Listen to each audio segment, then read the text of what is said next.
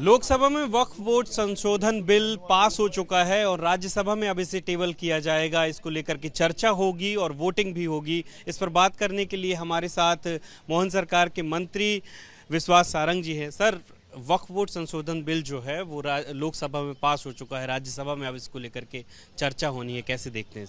देखिए, कल तो दूध का दूध और पानी का पानी सामने आया।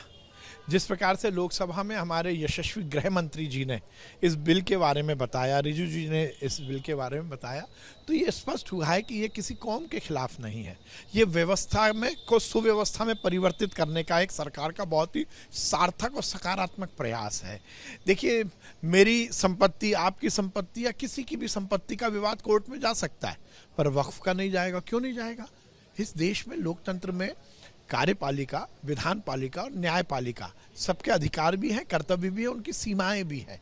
यदि न्यायपालिका को हम इस तरह से किसी एक तुष्टीकरण की राजनीति के लिए अलग कर देंगे तो ये ठीक नहीं है।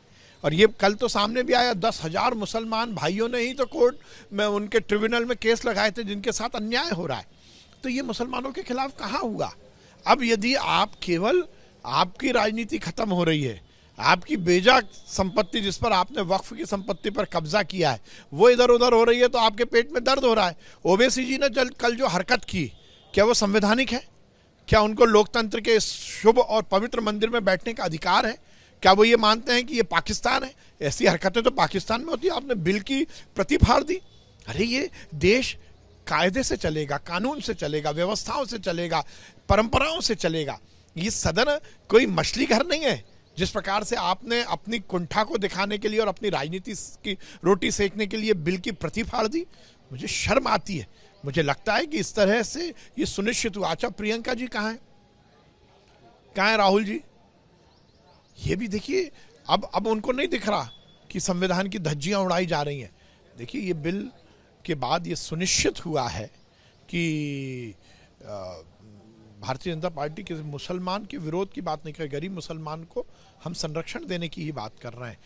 अब आगे आए ना लोग, क्यों इस तरह की बातें कर रहे हैं? विपक्ष डोरे डालता रहा, लेकिन पूरी सरकार एकजुट रही। नीतीश कुमार, चंद्रबाबू नायडू के जो सांसद थे इस बिल के पक्ष में खड़े दिखाई दी। हाँ, क्यों नहीं होंगे? वो तो एक है सब। और फिर मैं कहूँगा ना, किसी कौम के खिलाफ नहीं, कौम के गरीब को संरक्षण देने वाला कानून है, तो कौन खिलाफत करेगा? जो खिलाफत कर रहा है वो तुष्टीकरण की राजनीति को आगे बढ़ाना चाहता है। भोपाल से एक तस्वीर आई जिस तरीके से मुस्लिम भाई, कल तो भोपाल के मुस्लिम भाई और बहनों ने इतिहास रचा है।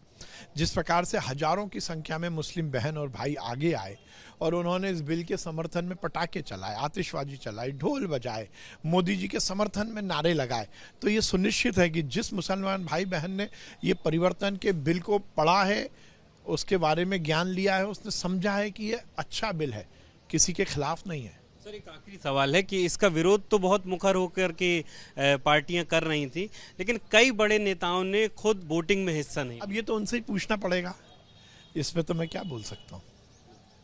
तो विश्वास सारंग जी कह रहे हैं कि ये जो बिल है वो मुस्लिम्स के खिलाफ नहीं है, और ये बात विपक्ष भी जानता है, लेकिन मजबूरी में वो विरोध भी कर रहा है। कैमरा पर्सन होमेंद्र देशमुख के साथ अंबुज पांडे, एबीपी न्यूज़, भोपाल।